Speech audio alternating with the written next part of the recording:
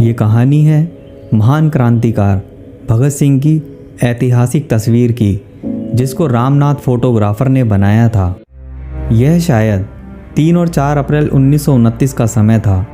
Kashmiri gate पर Ramnath photographers नाम के एक फ़ोटो स्टूडियो के सामने कुछ युवा दिखाई दिए।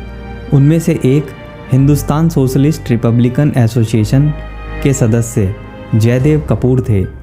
उसने फोटोग्राफर से अपने करीबी दोस्त भगत सिंह की एक तस्वीर बनाने के लिए कहा, जिसमें यह कहा गया था कि उनका दोस्त शहर छोड़कर चला जाएगा, इसलिए वह एक अच्छी तस्वीर चाहता था।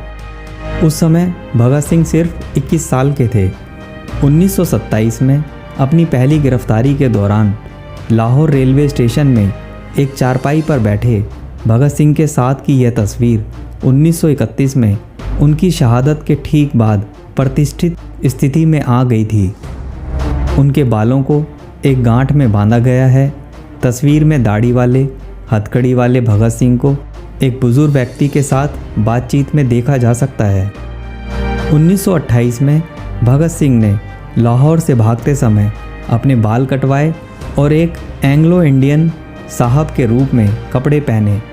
दूसरा चित्र सबसे लोकप्रिय है, न केवल उनकी अपनी तस्वीरों के बीच बल्कि अन्य स्वतंत्रता सेनानियों और नेताओं की तस्वीरों के बीच भी।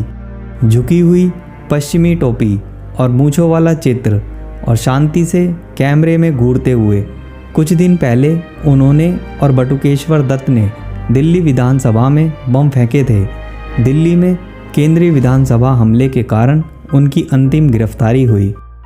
भगत सिंह के टोपी वाले चित्र ने सैकड़ों और हजारों अभियान शुरू किए हैं और असंख्य पुस्तक कवर, पर्चे और पोस्टर सजे हुए हैं और उन लोगों के लिए प्रेरणा और साहस का स्रोत रहे हैं जो उनके संघर्ष को समझते हैं और उनसे जुड़े हैं। जब तस्वीरें विकसित की जा रही थी, भगत सिंह और बटुकेश्वर दत्त दैनिक आधार पर विधानसभा में भाग ले रहे थे। सार्वजनिक सुरक्षा विधेयक पर बहस को करीब से देख रहे थे। उनकी योजना ठीक उसी समय बम फेंकने की थी जब सदन के अध्यक्ष ने अपना फैसला सुनाया, जो 8 अप्रैल 1929 की सुबह हुआ। भगत सिंह जानते थे कि उनके खिलाफ आरोपों से मौत की सज़ा होगी, फिर भी वह खड़े हैं स्टूडियो कैमरे के सामने, शांत और तैयार। 9 अक्टूबर 1930 को दैनिक मेल मिलाप के बाद लाहौर द्वारा प्रकाशित जयदेव कपूर और शिव वर्मा की तस्वीरें, जिन्हें जीवन भर के लिए ले जाया गया था। बटुकेश्वर दत्त ने भी उसी स्टूडियो में फ़ोटो खिंचवाया था।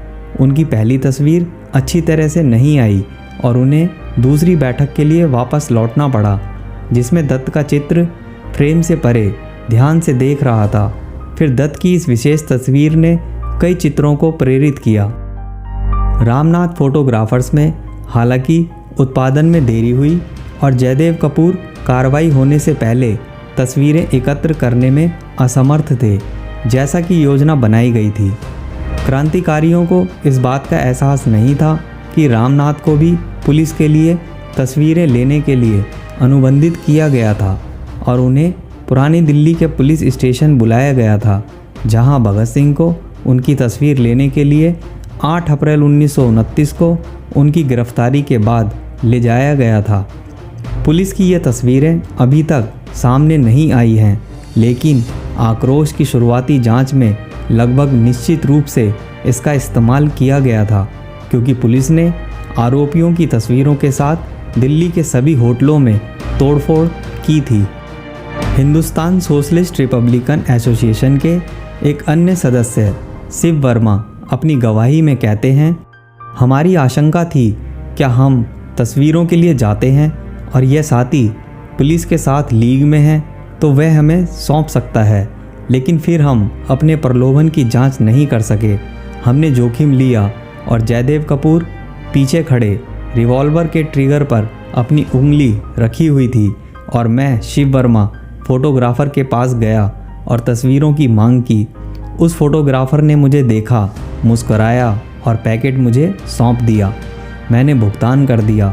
फिर वह नेगेटिव भी लाए और कहा, वे मेरे लिए अच्छे नहीं हैं, आप इन्हें भी ले लीजिए। उन्होंने नेगेटिव के लिए कुछ भी चार्ज नहीं किया। इस तरह से तस्वीरें ली गईं। लाहौर में उर्दू अखबार वंदे मातरम ने सबसे पहले 12 अप्रैल 1929 को प्रतिष्ठित टोपी तस्वीर प्रकाशित की थी।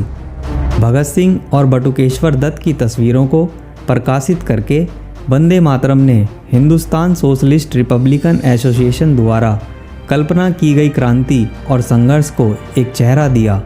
हिंदुस्तान टाइम्स ने 18 अप्रैल 1929 को तस्वीरें प्रकाशित की।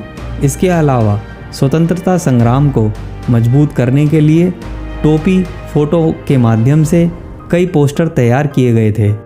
रामनाथ फोटोग्राफर के चित्र ने भगत सिंह के रूप में बने ऐतिहासिक चित्रण प्रदान करने में एक प्रमुख भूमिका निभाई। एक बार जब तस्वीर प्रेस में आ गई तो यह तेज़ी से प्रसारित होने लगी और तब से कभी भी प्रचलन और प्रकाशन से बाहर नहीं हुई। इस तस्वीर की यात्रा पीढ़ी दर पीढ़ी प्रेरित करती रहेगी और हमेशा इंकलाब का प्रतीक रहेगा। दिल्ली के कश्मीरी गेट के पास एक स्टूडियो में इसकी स्थापना की कहानी ऐतिहासिक टोपी तस्वीर को अर्थ और गहराई प्रदान करती है और क्रांतिकारियों के जीवन में एक झलक प्रदान करती है, जिन्होंने स्वेच्छा से स्वतंत्रता के लिए अपना जीवन बलिदान कर दिया।